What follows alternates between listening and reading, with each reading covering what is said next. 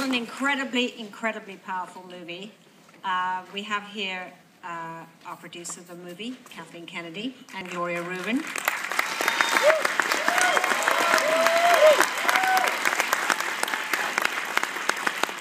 Now, Tony Kushner is on his way. He's late because the whole cast and Steven Spielberg and Tony were just having showed the movie to President Obama at the White House, and it's run a little bit late, and they had dinner, and Tony's on his way, and hopefully, if he gets here in a minute, he will tell us what that screening with the president was like, because apparently he was extraordinarily moved, I'm not surprised, by the movie. So, Kathleen, you know, there's so much to think about with regard to this movie, and tell us, having as the producer of it, I mean, just give us a little sense of what this project has taken. I mean, how many years?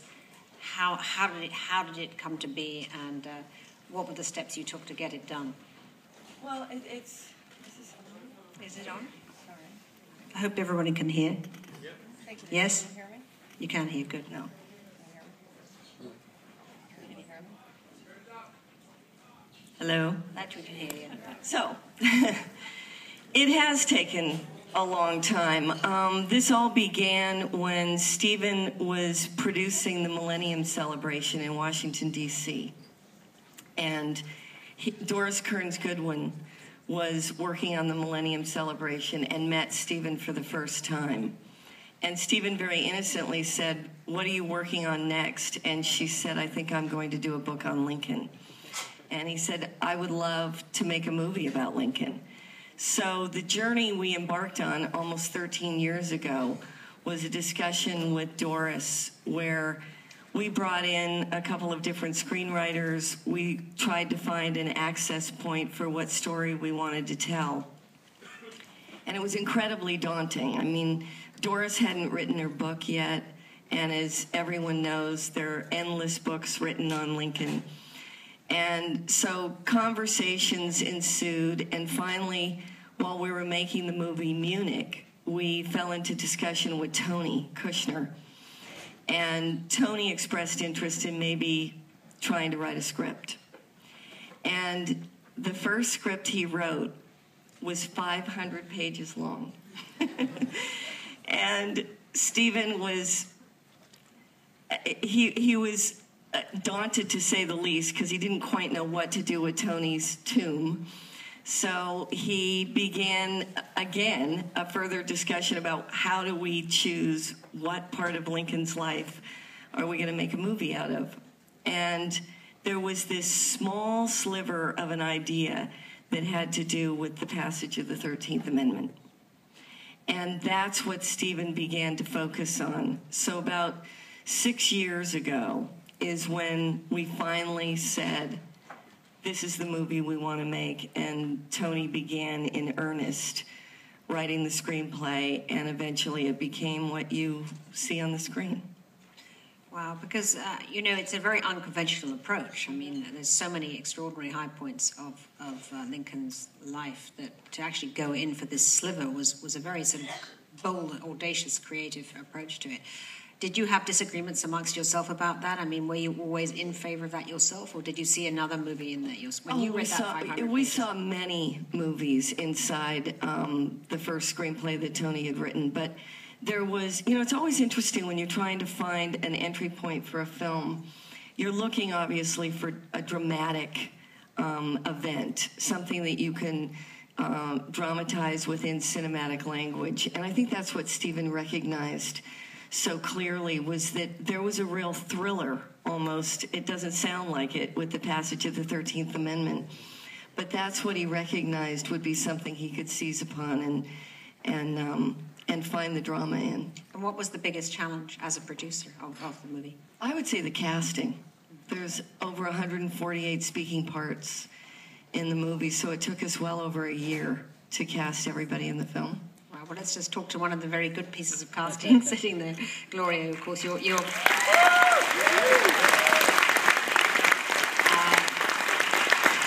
I mean, you have a very significant role, because although in terms of time, it's not a huge amount of time on the screen, nonetheless, you actually carry the whole sort of African American engagement in this movie. I mean, you are standing in a sense for so much more than just your character.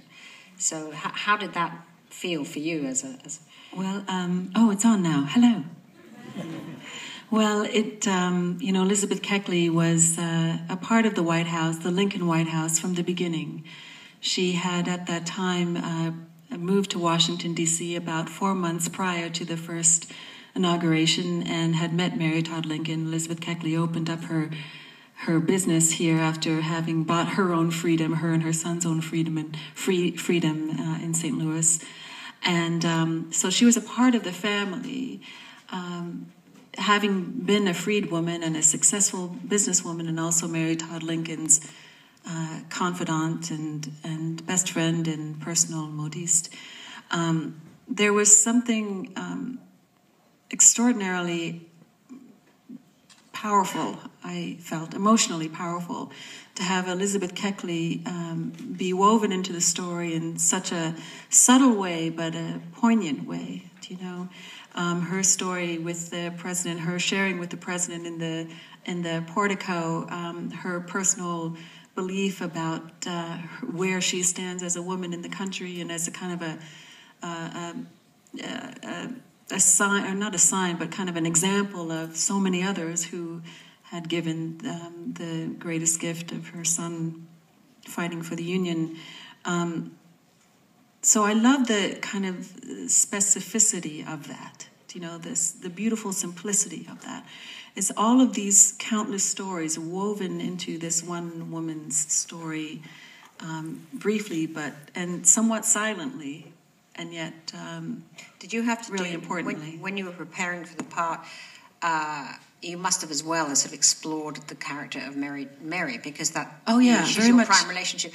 What did you learn about that relationship between Lincoln and Mary? I mean, she's a very sort of troubled character in the film. Between President Lincoln and Mary, or between Elizabeth and Keckley? And between you and Mary too. Oh, I learned a great deal. There are only a handful of books that really focused on the relationship between Elizabeth Keckley and Mary Todd Lincoln. A couple of authors, Jennifer Fleischner wrote a great book, as did Anne Rinaldi and Becky Rutberg. I had no idea, frankly, I'm embarrassed to say, I really had no idea about this relationship that these two women had until I think I may have jumped for joy after I found out that I was going to play her. So I read everything that I could and really discovered a couple of things. First of all, in order for Elizabeth Keckley to have, she was born into slavery, and her biological father was her master, and she was given away at 14 years old as a wedding gift to the eldest legitimate son. That's how they would, more often than not, keep the slave families as part of the legitimate family. And over the years, before she buys her freedom, builds up her own career as a dressmaker and designer, very gifted in the art of dressmaking.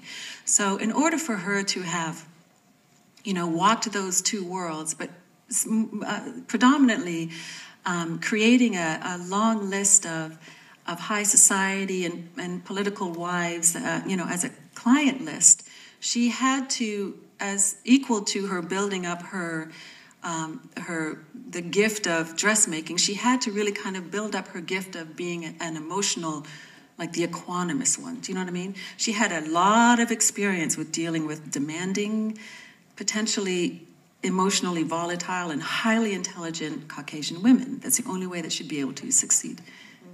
I guess that's funny. Just a couple of people. But no. So by the time she gets to Washington, D.C., and she's in her late 30s, early 40s, and she meets Mary Todd Lincoln, she knows how to deal with that type of, again, highly intelligent. How did she get into Mary Todd Lincoln's employ? She is interviewed with a handful of 3 or 4, I believe, dressmakers, because Mary Todd Lincoln needs to hire a dressmaker. Because she's the new First Lady. And of course, she wanted to, as you see in the movie, she references that, you know, in that great scene where she tells Tommy Lee Jones's character, Thaddeus Stevens, that when they moved into the White House, she had to redo everything. They spent a lot of money because she didn't want to be seen as like a country bumpkin or what have you. And a lot of that had to deal with how she presented herself in the world. I believe that within the first 4 months of her being First Lady, Elizabeth Keckley designed and made, Elizabeth Keckley had seamstresses whom she hired, but she designed something like 21 gowns in the first 4 months. So, you know, again, imagine Mary Todd Lincoln. It's the beginning of the Civil War. People are dying, living in squalor, you know, yards from the White House. And she feels like she has to keep a certain kind of, you know, so that the nation's capital has this kind of elevated, very complicated, very complex, volatile woman. And Elizabeth knows how to kind of, you know, to the best of her ability. How to handle it. Yeah. Kathleen, did you in the creation of this movie, did you talk a lot about how to portray Mary? I mean, was this a lot of discussion for you? It was a long discussion. There's a wonderful biographer by the name of Kathleen Clinton, who also provided a great deal of background for us. But we cast Sally fairly early in the process, and Sally Fields became extremely involved in Mary's character and worked very closely with Daniel and with Stephen. We didn't do a huge amount of rehearsal, but she did spend a great deal of time talking with Kathleen Clinton and getting a real understanding of who she was. And in terms of building, you know, this portrait of Lincoln, it is extraordinary, Daniel's performance, absolutely extraordinary. How did you coach him into this role? I mean, it was this all, you know, I know that he's a famous Well, first of all, I would never say that we coached him into anything. Because he is so, I mean, you know, I know that he is just, he dives in and he just becomes this character. But what kind of tools did you bring to him? It's, you know, it's interesting. Having never worked with Daniel before, he's very reluctant to talk about his process.